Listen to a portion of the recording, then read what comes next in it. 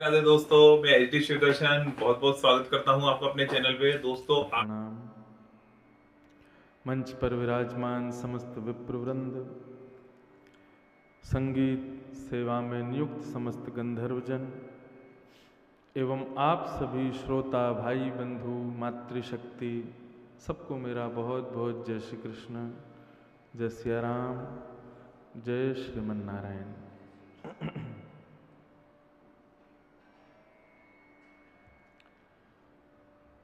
भगवान की अनंत कृपा के फलस्वरूप हम आप सब लोग छत्तीसगढ़ के इस भाटापारा क्षेत्र के माहेश्वरी भवन में एकत्रित होकर के वैदिक वाङ्मय के सर्वोच्च सद्ग्रंथ श्रीमद्भागवत के साप्ताहिक भक्ति अनुष्ठान में अवगाहन कर रहे हैं। ये हमारा परम सौभाग्य है। आज जिसका द्वितीय दिवस यहाँ प्रारंभ हो रहा है। बंधुओं, श्रीमद् भागवत के महात्म्य में जो हम कल श्रवण कर रहे थे, तो जब सनकादि ऋषि व्यासपीठ पर विराजमान होते हैं और कथा कहना प्रारंभ करते हैं, तो एक बहुत सुंदर बात कहते हैं। वो क्या कहते हैं? तावत् पापानि देहेऽस्मिन् निवसन्ति तपोधना, यावन्न श्रूयते सम्यक् श्रीमद्भागवतं नरैः।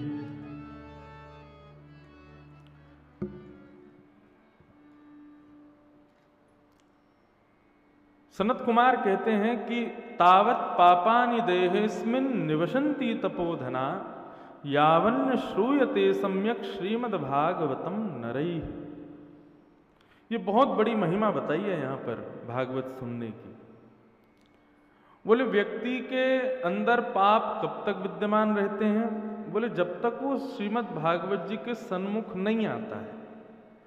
और जैसे ही श्रीमद् भागवत जी के सन्मुख आकर के बैठ गया, आप भले ही वो वहाँ बैठे बैठे सो जाए, लेकिन भागवत जी उसके सामने विद्यमान है, उसी का प्रभाव इतना होगा, उसी का प्रताप इतना होगा कि जितनी देर वो भागवत जी के सामने बैठा रहेगा, उतनी देर उसके समस्त पाप बाहर खड़े हो जाएंगे। उसके जितने भी अवगुण हैं, जितने भी पाप हैं, वो सब उसके देह का परित्याग कर देते हैं। लेकिन वही बात आ जाती है, यदि वो संकल्पबद्ध हो जाएगा तो बाहर से ही विदा हो जाएंगे, और संकल्पबद्ध नहीं होगा तो कथा सुनते जैसे ही बाहर जाएगा फिर से सब लग जाएंगे। लेकिन यहाँ पर सनत कुमार कहते हैं कि जब वह कथा में बैठा होता है, तब उसके सारे पाप उससे दूर होकर के एकांत में विद्यमान रहते हैं और इंतजार करते हैं कि ये बाहर आए तो हम इस पर चढ़ें। श्रीमद् भागवत एक प्रकार से पापों को भयभीत रखती है। आप कभी महाराष्ट्र में पंढरपुर में श्री विट्ठल भगवान का दर्शन करने जाओगे तो विट्ठल भगवान कैसे खड़े हैं? कमर पर हाथ रख के खड़े हैं। विट्ठल मराठी में ईंट को कहते हैं वीट, और उसके ऊपर जो थाड़े हैं वही विट्ठल। तो ये जो मुद्रा है ठाकुर जी, इससे आप क्या समझते हो? इस मुद्रा का क्या मतलब है? ठाकुर जी बंशी बजा रहे हैं, गिरिराज जी उठा रहे हैं, चतुर्भुज रूप में खड़े हैं, शेष शैया पे पौड़े हैं, सब समझ में आते हैं, लेकिन इसका क्या मतलब है? ये कमर पर हाथ रख के क्यों खड़े? तो इसका एक भाव जो वहाँ की कथा है वो तो ये है कि पुंडलीक अपने माता पिता की सेवा कर रहा है, तो उस पर उसने कहा कि मैं अभी नहीं मिल सकता, ईंट खिसका दी, भगवान उसके ऊपर प्रतीक्षात्मक भाव से खड़े, प्रतीक्षा कर रहे हैं। लेकिन जब मैं पंढरीनाथ भगवान का दर्शन करता हूं तो मुझे पता क्या लगता है, भगवान ऐसे क्यों खड़े हैं? बोले भगवान ऐसे खड़े हैं मानो जैसे कि बालकों की लड़ाई हो जाए, तो किसी बालक की माँ आ जाए और माँ आकर के अपने बेटा को पीछे खड़ के सामने खड़ी हो जाए, बोले बता कैसे छीएगा तू, मेरे बेटा को छू के दिखा। तो एक प्रकार से अपने बालक की रक्षा के भाव से मैया ऐसे खड़ी होती है, देखूं तो सही कौन हाथ लगाएगा मेरे बालक को। तो जब मैं विट्ठल भगवान को देखता हूँ तो मुझे उनको देख के ऐसा अनुभव होता है मानो अपने सब भक्तों को आड़े रख करके ठाकुर जी आगे खड़े हो जाते हैं, विपत्तियों से कहते हैं आगे दिखाओ, सामना करके दिखाओ, मैं खड़ा हूं इनके आगे, यदि तुम संभव हो तो उसको छू के दिखाओ। तो मानो जैसे विपत्ति, आपत्ति, संकट, पाप, दुख, दारिद्र आदि जितने भी दोष हैं सबके सामने ठाकुर जी खड़े हो गए हैं, एक रक्षक बन करके, हम लोगों को पीछे खड़ा करके। ऐसा विट्ठल का स्वरूप है, वैसा ही भागवत का स्वरूप है। जब श्रीमद् भागवत जी की सन्निधि में श्रोता आता है तो भागवत जी भी ऐसे ही खड़ी हो जाती हैं और सारे पापों को बाहर खड़ी रखते हैं, दूर खड़े हो जाओ, छूना नहीं इसको।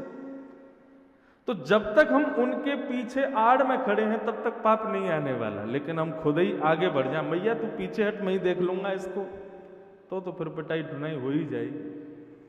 तो जब हम भागवत जी की सन्निधि छोड़ देते हैं, जब भागवत जी की सन्निधि को तिलांजलि देते हैं, तो विपत्तियां, आपत्ति, पाप आदि ये सब हमको ग्रसित कर ही लेते हैं।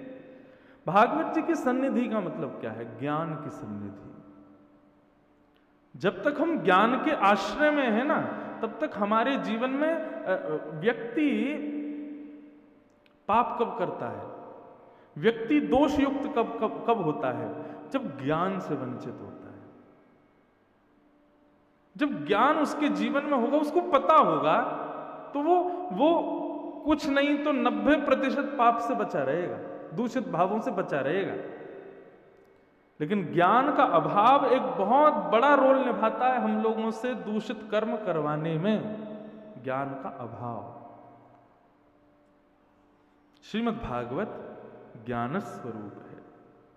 इनकी सन्निधि में बैठ जाए व्यक्ति, इनके आश्रय को ले ले। इनकी सन्निधि में बैठने का मतलब यह भी नहीं है कि जहां जहां कथा जा रही है आप वहीं जा करके बैठो। इनकी सन्निधि का मतलब है यहां कही गई वक्ता के द्वारा बातें जो हैं वो बातें ही सन्निधि लेने योग्य हैं, उसके आश्रित हो जाओ। यहां जो जो भाव सुने गए हैं उनको ही अपना जीवन सर्वस्व बनाओ। वैष्णव जनों से, संत जनों से, भक्त जनों से जो कुछ भी भगवत चर्चा सुनते हैं उनके आश्रित हो जाओ, पाप निवृत्त हो जाएंगे।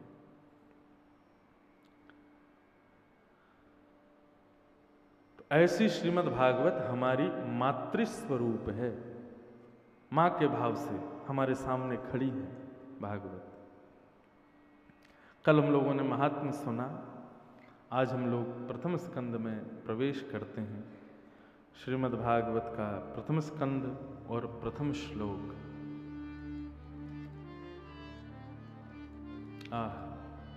श्रीमद् भागवत में 18,000 श्लोक हैं। कितने श्लोक हैं? और उन 18,000 में सबसे कठिन श्लोक है भागवत का पहला श्लोक। श्रीमद् भागवत का पहला श्लोक क्या कहता है? अद्भुत। सब लोग नेत्र बंद करके चतुर्भुज नारायण का स्मरण करो, सत्य स्वरूप भगवान का स्मरण करो और भागवत जी के इस मंगल प्रवाह में प्रवेश करो।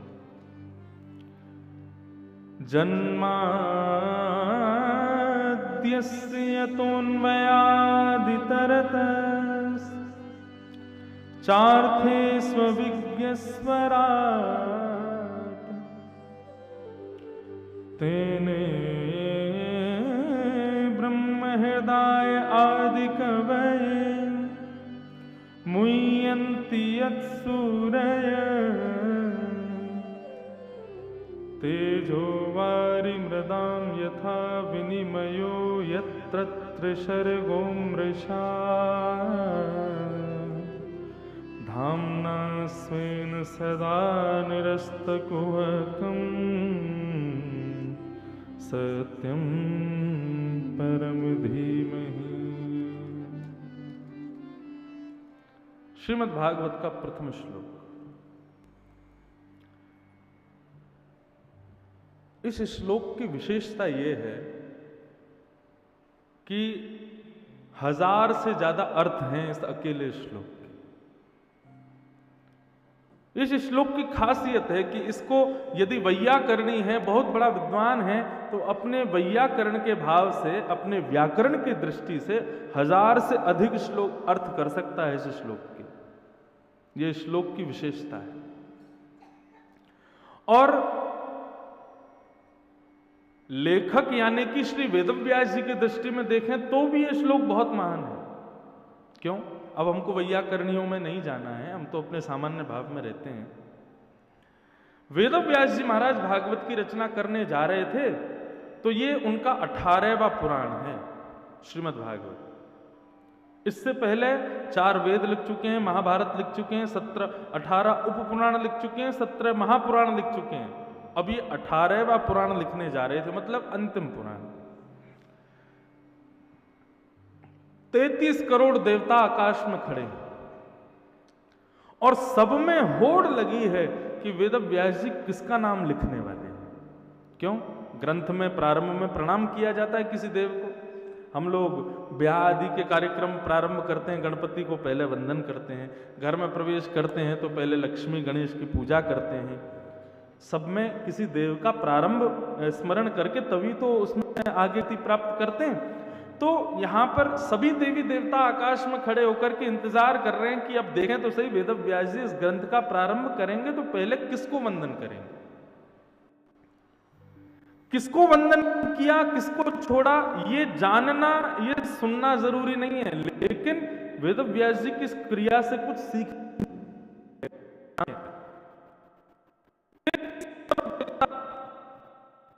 इच्छा से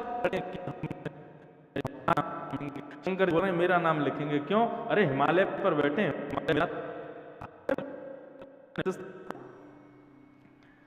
गणपति बोले नहीं मेरा नाम लिखेंगे। क्यों? इतने पुराणों को लिखने में मैंने इनकी सहायता की है। सरस्वती बोली मेरा नाम लिखेंगे क्योंकि मैं ही इनको ज्ञान देती। सब देवी देवता अपनी अपनी इच्छा से खड़े हैं, लेकिन वेदव्यास जी आकाश में देखते हैं और मन में विचार करते हैं यदि मैंने किसी एक का नाम लिखा दूसरे को छोड़ दिया तो वो नाराज हो जाएगा, और सबका नाम लिखने में लग जाऊंगा तो 33 करोड़ तो देवता ही हैं, तो 33 करोड़ तो इन्हीं से ही पूरी भागवत भर जानी है। मेरे पास समय कम है, मेरे पास में बहुत कटौती है समय की,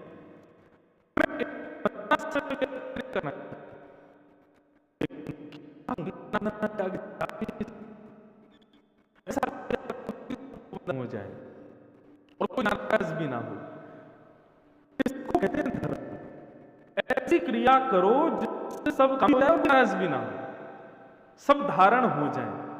लेकिन हम लोग क्या करते हैं? ऐसी क्रिया करते हैं जिसमें हम सुखी, हमारे बच्चे सुखी, बाकी बाढ़ में जाओ, कोई मतलब नहीं, उसी से ही सब बिगड़ जाता है। धर्म क्या है? धार्यते, जो सबको धारण करे। ये मेरी बात पे मोहर लगा रहे हैं सुखदेव जी, है ना, वेदव्यास जी इनके पिताजी हैं। वाह वाह वाह वाह वाह वाह कर रहे हैं, वाह वाह। बहुत ध्यान से सुनिए सब लोग। ऐसी क्रिया करो जिससे सब संभलें, तभी तो विवेक युक्त माने जाओगे। वेदव्यास जी महाराज ने उठाई कलम और लिखना प्रारंभ किया। जन्माद्यस्य यतोऽन्वयादितरतः, जो जन्म और मरण के चक्कर से विमुख है। चार्थे स्विज्ञ स्वराट, जो स्वराट है, जिसको प्रकाश लेने की जरूरत नहीं होती, वो खुद से प्रकाशवान है। तेने ब्रह्म हृदय आदि कवये, जो ब्रह्मा आदि देवताओं को भी अपने वश में करके रखता है। मुह्यन्ति यत्सूरयः, इंद्र आदि जैसे बड़े बड़े देवताओं को भी जो अपनी लीला पर मोहित कर देता है। तेजो वारी मृदाम यथा विनिमयो, पृथ्वी जल तेज वायु आकाश जिसके अधीन रहती है। यत्र त्रिसर्गो मृषा, ये सृष्टि मायावी है, हमको सच्ची लगती है, लेकिन वो जानता है कि ये मायावी है।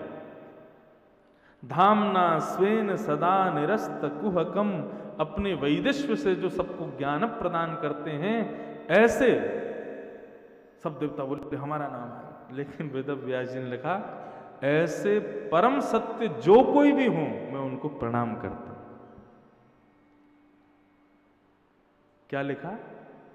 ऐसे परम सत्य, पहले तो गुण लिख दिए, जो जन्मादि से परे हैं, जो देवताओं को मोहित करके रखते हैं, ब्रह्मादि भी जिनके अधीन रहते हैं, पृथ्वी जल तेज वायु आकाश जिनके वश में रहती है, ऐसे जो भी परम सत्य हैं, नाम नहीं लिया, मैं उनको प्रणाम करता हूं।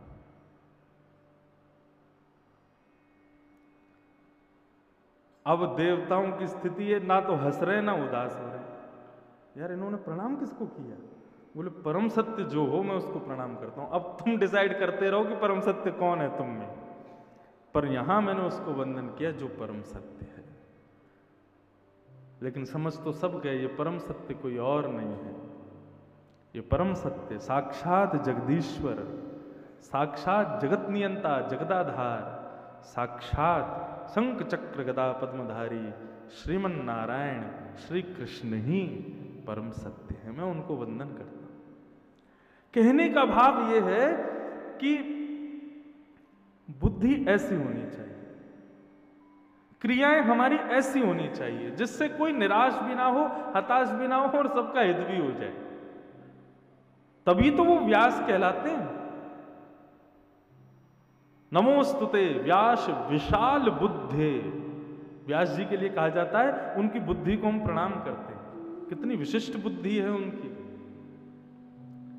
गोस्वामी तुलसीदास जी महाराज की आप मानस उठा के देखेंगे ना, तो जब प्रारंभ होता है तो स्तुति प्रकरण बहुत बड़ा है उसमें। मैं देवताओं को प्रणाम करता हूं, मैं खलों को प्रणाम करता हूं, मैं धरती को प्रणाम करता हूं, मैं वायु को प्रणाम करता हूं, मैं सबको प्रणाम करता हूं। प्रणाम का प्रसंग ही इतना बड़ा है, पूरा आधा समय तो प्रणाम में ही निकलता है। मेरा उनसे कोई वो बात नहीं समझना कि ये मानस की निंदा कर रहे, नहीं, उनकी भाव बड़े अद्भुत हैं। लेकिन व्यास तो व्यास है, वेद व्यास जी तो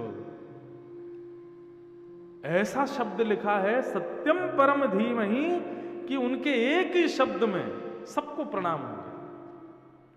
अपने आप को सत्य कौन नहीं मानता? हम लोग यहां बैठे हैं, हम क्या खुद को सत्य नहीं मानते, खुद को मिथ्या मानते हैं? नहीं, हम भी अपने आप को सत्य मानते हैं। एक प्रकार से हमको भी प्रणाम है। पृथ्वी सत्य मानती है स्वयं को, वो पृथ्वी भी प्रणाम है।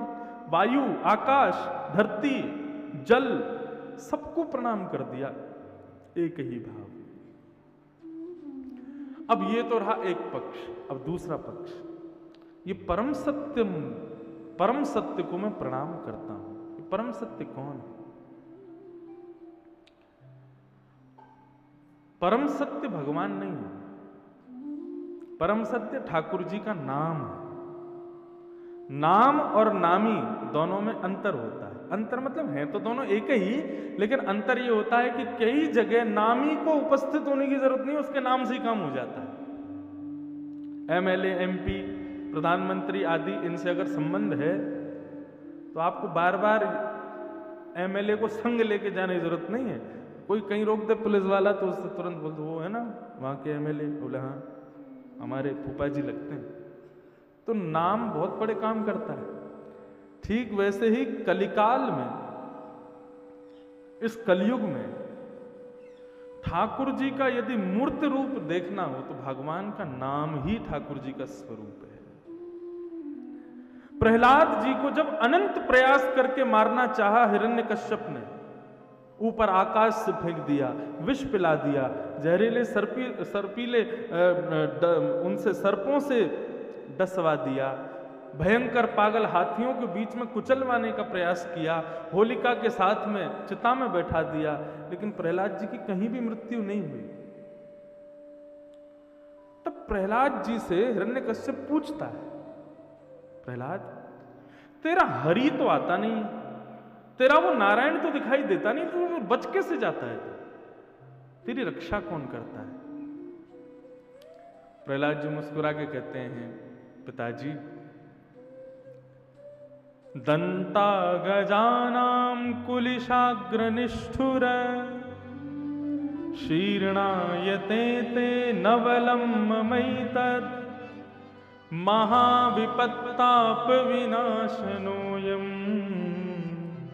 जनार्दनानुस्मरणानुभाव।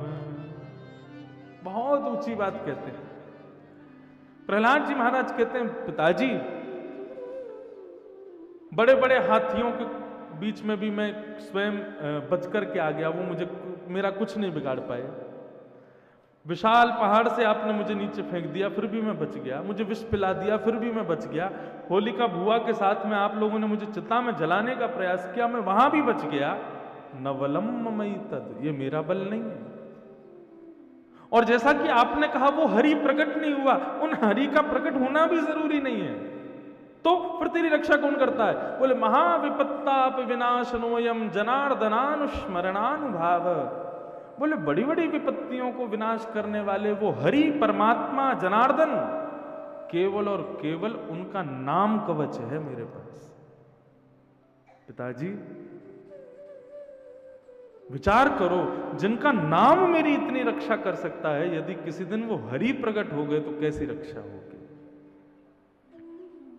आज आप लोग यहां बैठे हो, कथा श्रवण कर रहे हो, अपने दफ्तरों से, अपने फैक्ट्रियों से, अपने कारोबार से सबसे छुट्टी लेके बैठे हो। क्यों? आपने भगवान को तो कभी देखा नहीं। हम लोग बचपन से लेकर के अपने पूरे जीवन पर्यंत ठाकुर जी की कथा सुनते हैं, वृंदावन जाते हैं, आदि आदि ये सब क्रियाएं करते हैं, परंतु इस क्रिया में लगाने वाली सबसे पहली वस्तु क्या है? भगवान का नाम। हम केवल नाम के आश्रित ही तो हैं। 7 दिन भी इन कथाओं में केवल नाम की ही महिमा सुनेंगे और कहेंगे भी क्या? बोले क्या करना भैया? राम नाम जपो, कृष्ण नाम जपो, महामंत्र जपो, गुरु मंत्र जपो, नाम जपो बस। तुलसीदास जी कहते हैं हनुमान चालीसा में, भूत पिशाच निकट नहीं आवे, महावीर जब काय को। नाम से भग जाएगा। नाम में प्रभाव है, नाम योग्य है, नाम श्रेष्ठ है।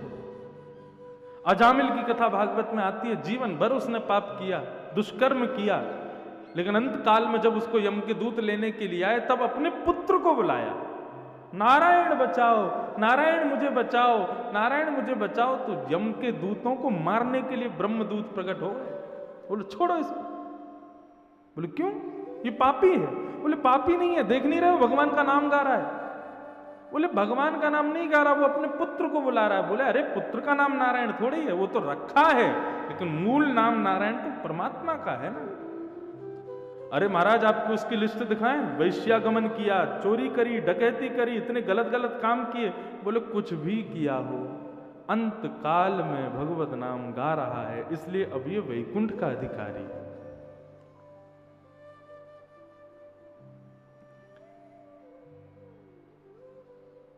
एक प्रकार से अंत काल में भगवत नाम लेना किस प्रकार है?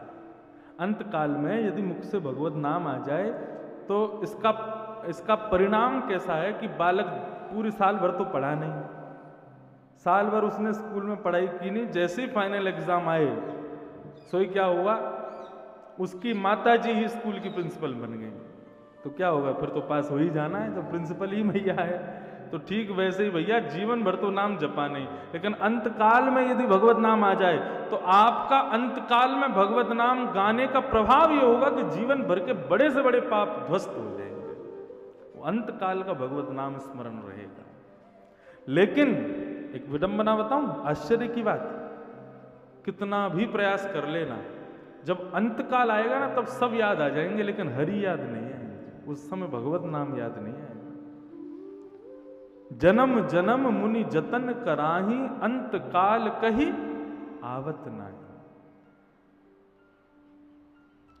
जब अंत काल समीप आएगा ना तब भगवत नाम स्मरण में नहीं आता। वो तो अजामिल पर कृपा हो गई, संतों की आज्ञा हो गई, इसलिए अजामिल बच गया। लेकिन ये असंभव जैसा है कि अंत काल में भगवत नाम याद आ जाए। इसलिए हमारे वैदिक शास्त्रों ने, हमारे गुरुजनों ने कहा कि भैया अंतकाल का कोई पता नहीं है, इसलिए अभी से ही भजन करो, अभी से ही नाम जपो, अभी से ही खूब कथाएं सुनो, अभी से जितना हो सके माला फेरते रहो, ठाकुर जी का नाम गाते रहो। अच्छा एक बात और, भले ही आपने जीवन भर नाम जपा हो, भले ही आपने जीवन भर खूब भजन किया हो, लेकिन अंतिम समय में यदि आपने नाम जप नहीं किया तो भी कल्याण में बड़ी दुविधा पड़ सकती है, ऐसा शास्त्रों का कहना है। परंतु वराह पुराण के एक भाव से ये बात सिद्ध हो जाती है कि यदि व्यक्ति ने जीवन का एक बहुत लंबा समय भगवत नाम गाया है और वो व्यक्ति यदि अपने अंतिम काल में भगवत नाम नहीं गा पाए तो भी उसको वैकुंठ मिलेगा। कैसे?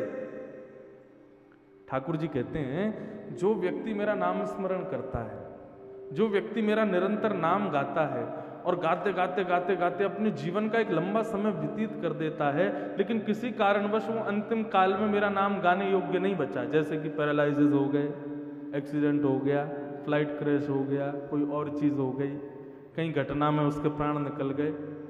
अब प्राण तो कहीं भी निकल सकते हैं, अब उस समय भगवत नाम नहीं ले पाए तो फिर क्या होगा? तो भगवान कहते हैं, जो व्यक्ति मेरा निरंतर नाम गाता है और यदि वो अंतिम काल में किसी कारणवश मेरा नाम नहीं गा पाए तो उसको घबराने की जरूरत नहीं है। उसके पूर्ववर्ती नामों का स्मरण का प्रभाव ये होगा कि उसके अंतिम काल में मैं उसका स्मरण कर लूंगा। वो भले ही मेरा ना कर पाए लेकिन मैं उसको याद कर लूंगा। दो हैं मुक्ति के कारण, या तो तुम हरि स्मरण करो या अपनी भक्ति से ठाकुर जी को इतना प्रसन्न कर दो कि अंतकाल में वो तुम्हारा स्मरण कर। हमारी वृंदावन की प्रथा यही है, खूब नाम जप करो, खूब नाम जप करो, नाम जप करते करते करते करते करते करते खूब समय व्यतीत कर दो। माला की फिर एक जरूरत खत्म हो जाए, बिना माला के ही नाम जप चलने लग जाए, ऐसी स्थिति जब आ जाएगी ना, तब आपको घबराने की अब जरूरत नहीं है। क्यों? मेरा सुमिरन हरि करे, मैं पावा विश्राम। फिर आनंद करो, खूब प्रसन्न रहो। क्यों? अब तुम्हारा स्मरण हरि कर रहे हैं। हम भजन कीर्तन इसलिए ज्यादा करते हैं अपनी युवावस्था से ही, ताकि एक लंबा समय हम भजन कीर्तन इतना कर लें कि उस कीर्तन के प्रभाव से ठाकुर जी हमारा स्मरण करना प्रारंभ कर दें। तो ये परम सत्य कौन है? परम सत्य भगवान का नाम है। श्री वेदव्यास जी महाराज ने उस परम सत्य नाम को वंदन किया। तीसरी बात, भागवत का प्रारंभिक शब्द क्या है? तो यहां लिखा है जन्माद्यस्य यतोऽन्वयादितरतः। पहला शब्द क्या है? जन्म। श्रीमद् भागवत का प्रारंभ होता है जन्म शब्द से, और श्रीमद् भागवत के 18,000 श्लोक का अंतिम शब्द क्या है? तो नाम संकीर्तनम यस्य सर्व पाप प्रणाशनो प्रणामो दुख समनः तम नमामि हरिम परम। क्या है अंतिम शब्द? परम। हरिम परम मान लो। तो पहला शब्द जन्म और अंतिम शब्द हरिम परम। हम लोगों का प्रारंभ कहां से है? जन्म से। और हम लोगों का अंत कहां है? मृत्यु पर। परंतु श्रीमद् भागवत जी कहती हैं कि व्यक्ति का जन्म से प्रारंभ है, मेरा भी जन्म से प्रारंभ है, लेकिन मेरा अंत कहां है? बोले हरिम परम, हरि परमानंद के श्री चरणारविंदों में। तो व्यक्ति जब मेरे आश्रित आवे तो इस बात को भली भांति समझ ले कि तेरा भी अंत यही है, हरि परमानंद के चरणारविंदों में, उनके चरणारविंद। यदि उनके चरणारविंद, मैं आपको एक बात कहूं, मैं कथाओं में लोगों से कहा करता हूं, व्यक्ति हर चीज को प्री डिसाइड कर लेता है। ऐसी शादी होनी चाहिए मेरी, ऐसी लड़की होनी चाहिए जिससे मैं शादी करूं, ऐसा मेरी जॉब होनी चाहिए, ऐसा इतनी मेरी कमाई होनी चाहिए, ऐसे मेरे बच्चे होंगे, उनके नाम ये होंगे, मैं रायपुर में इतना बड़ा घर बना लूंगा, उस वाली कॉलोनी में बनाऊंगा, ऐसी गाड़ी खरीदूंगा। सब प्री डिसाइड करता है। और पता है, उन चीजों को प्री डिसाइड करता है जो उसके पास नहीं होती, लेकिन जो उसके पास है उसको कभी नहीं सजाता। क्या है मानव के पास? मृत्यु। केवल भागवत की कथा ऐसा स्थान है जहां पर मृत्यु की खूब खुल के चर्चा होती है, और इसमें कोई संशय भी नहीं होना चाहिए। व्यक्ति के जीवन का अकाट्य सत्य क्या है? बालक जन्म लेगा, कोई ज्योतिषी को आप जाके पूछो बालक क्या बनेगा, बोले इंजीनियर बनने के चांस लग रहे हैं, इसके तो ऐसे ग्रह लग रहे हैं, नक्षत्र लग रहे हैं, लेकिन कंफर्म नहीं बता सकते। लेकिन उस बालक के जन्म होते ही एक अनपढ़ गंवार बता देगा, ये कुछ भी बने चाहे नहीं बने, एक दिन मर जरूर जाएगा, क्योंकि इसकी मृत्यु निश्चित है।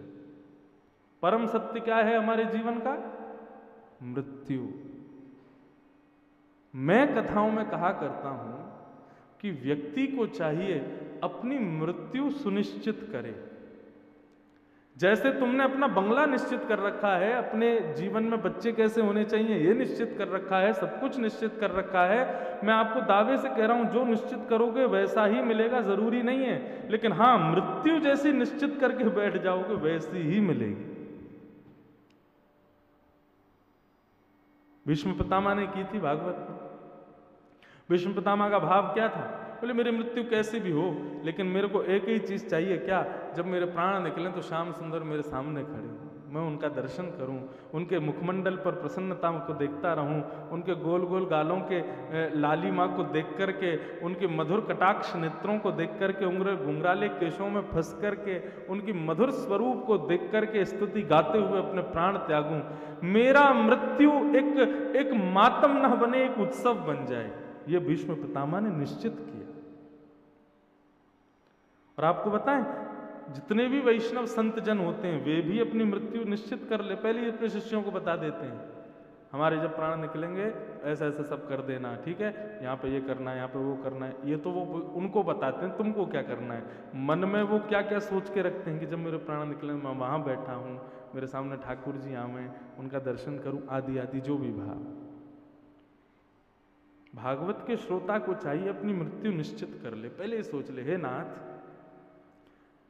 श्री गंगा जी का तट हो, यमुना का वंशीवट हो, मेरा सांवरा निकट हो, जब प्राण तन से निकले, इतना तो कहना स्वामी, जब प्राण तन से निकले।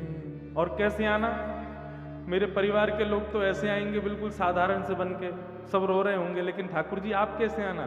पीतांबरी कसी हो, मुखड़े पे कुछ हंसी हो, सुंदर बन के आना, सज धज के आना।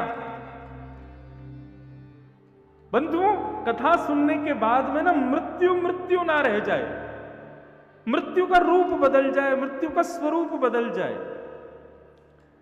7 दिन की कथा हो गई, कल पहला दिन, कल जिन जिन लोगों ने पूरी कथा सुनी ना उनका एक फेरा हो गया ठाकुर जी से, आज दूसरा फेरा चल रहा है, कल तीसरा। 7वें दिन कितने फेरे हो जाएंगे? है क्यों ब्याह? ब्याह तो सबके हो गए, लेकिन ब्याह के बाद तो बहू जानी चाहिए पति के साथ। लेकिन हम लोग भारतीय हैं ना, हमारे यहाँ गौने की परंपरा है। तो क्या होगा?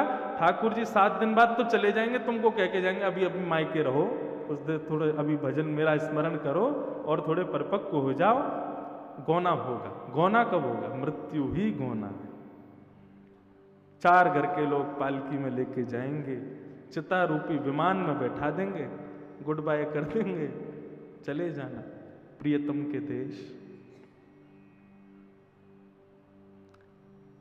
कथा सुनने के बाद भी मृत्यु है, उसका भय बना हुआ है, तो आपने कथा सुनी ही नहीं।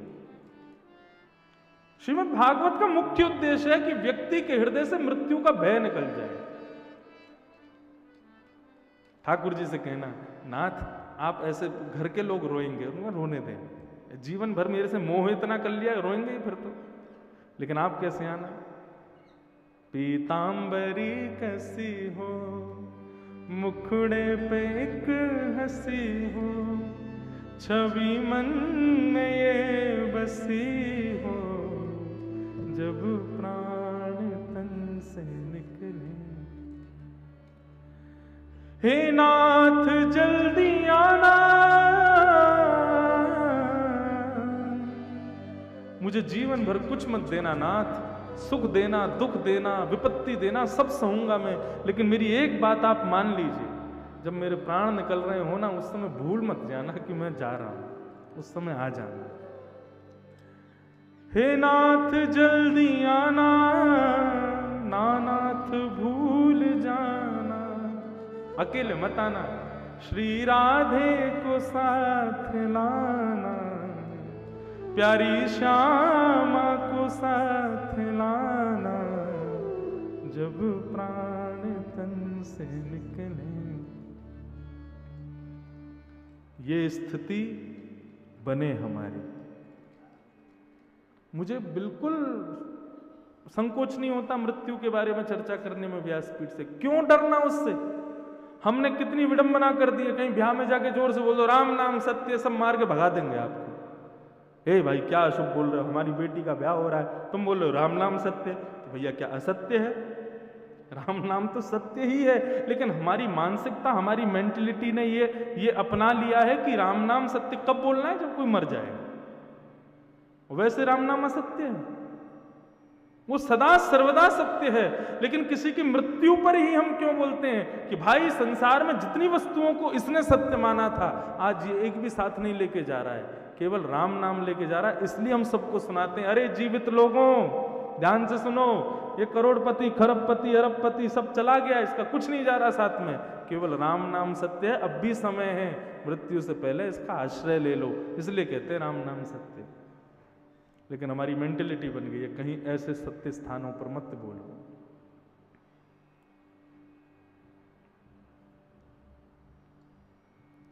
मृत्यु सुनिश्चित कर लो, बढ़िया से सोच लो, हे नाथ हम ना देखो जीवन में जैसे भी जिए ठीक है, सुख दुख मिले वो सब आप दे देना जो मेरे लिए उचित हो, लेकिन मेरा बस ये है कि श्रीधाम वृंदावन में और चीर घाट पर मैं बैठा हूँ, बढ़िया तन पर ब्रजरज लगी हो, यमुना जी कलकल करके बह रही हूँ, तभी राधा रमण जी का दर्शन करके आया हूँ, बिहारी जी का इत्र लगा है, गले में कंठी मालाएं पहनी हैं, राधा वल्लभ जी की माला प्रसादी पहनी है, संतों का आशीर्वाद लेकर के पूरे दिन सब वृंदावन को प्रणाम करके यमुना जल के समीप बैठ करके आप दोनों युगल स्वरूप का दर्शन करते करते मेरे प्राण निकल जाएं, हे नाथ ऐसी मृत्यु दे देना। क्यों? क्योंकि वो सत्य है, वो आनी ही है एक दिन, तो क्यों ना उसके लिए डिसाइड कर लो पहले से कि वो तो पैसा मिलेगा नहीं मिलेगा, ब्याह होगा नहीं होगा, बच्चे अच्छे होंगे नहीं होंगे, कुछ नहीं पता, लेकिन हाँ मृत्यु तो होनी है मेरी। उसकी अर्जी लगाओ ना ठाकुर जी से, उसको सुखद बना दो नाथ, उसको सवार दो बस। इसलिए भागवत कहती हैं जन्म से मेरा प्रारंभ और हरि परमानंद के चरणों में मेरी विश्रांति। हमारा भी यही है, मृत्यु मृत्यु ना हो जाए, हमारे प्रियतम परमेश्वर का बुलावा हो जाए, हमारा गौना है मृत्यु, ऐसी धारणा हमारे हृदय में हो जाए। अब आप देखना, आज तक मृत्यु की बातों से डरते होंगे, लेकिन अब हंसोगे। यही तो बात है श्रीमद् भागवत में, जहां मृत्यु का भय निकल जाए हृदय से। मैं गाता हूं ना कथा में, जहां ले चलोगे वहीं मैं चलूंगा, जहां ले चलोगे वहीं मैं चलूंगा। ओ जहां नाथ रख दोगे, जहां नाथ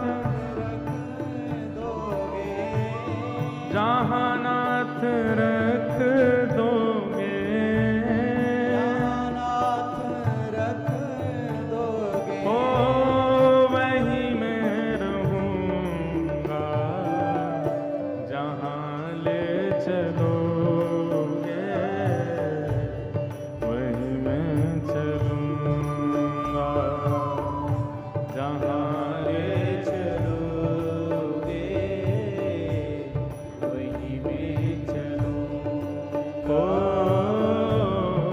जहां ले चलोगे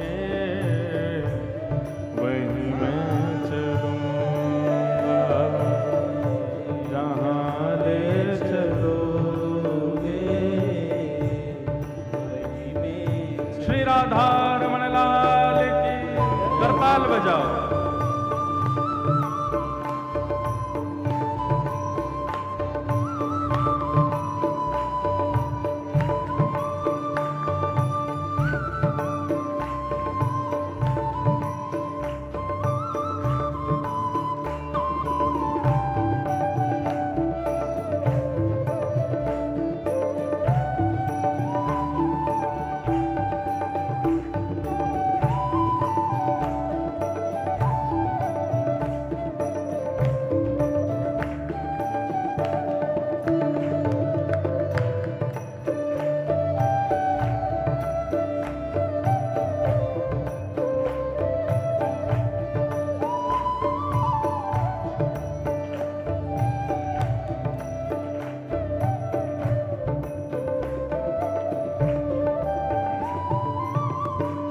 जीवन समय